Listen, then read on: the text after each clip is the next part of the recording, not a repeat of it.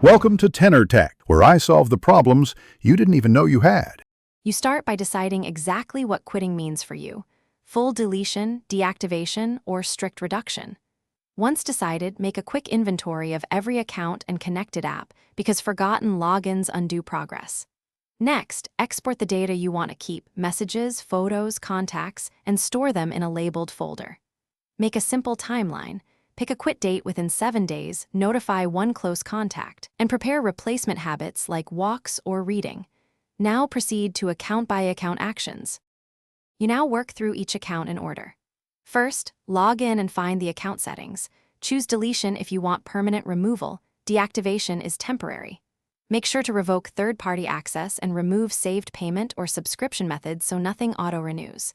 If a platform requires email ownership to delete, change the account email to a throwaway address you control, then confirm deletion. Once done on one platform, mark it complete and move on. Repetition builds momentum and reduces errors. Finish by removing apps from phones, tablets, and browsers, and clear saved passwords and autofill that invite relapse. Set concrete replacement activities and use app blockers or password managers to enforce a 30-day cool-off period.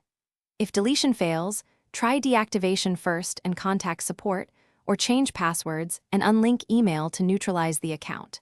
Make sure to enlist one accountability partner and schedule a weekly check-in. This prevents accidental reactivation and keeps progress steady. Thanks for watching. Subscribe to keep your life in tune.